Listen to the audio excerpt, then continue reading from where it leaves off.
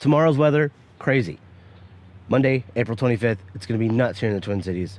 Possibly, because that's how weather works. So, I want to tell you three things that kind of give me a little bit of like when it comes to what the weather's going to look like. So, the first is this.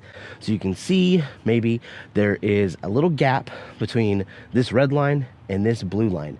That gap between the red line and the blue line is an indication of instability in the atmosphere. Maybe you've heard of that before, maybe you haven't, but it's basically, can storms form? And this gap indicates that yes, storms can form. And that's obviously something that we want to look at. Second, you'll notice down here at the bottom that these green and red lines line up until they don't. This is an indication that the weather looks like it's possibly ready to make a storm, but that little separation there means that there's a cap.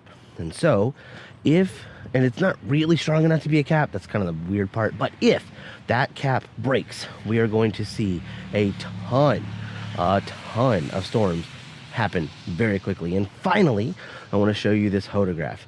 So, you'll notice that it's a big old circle, and big old circles are what we need to make tornadoes. So the fact that we've got instability in the air, a cap, and this really big spiral in our photograph means that tornadoes are absolutely possible, and you need to be aware.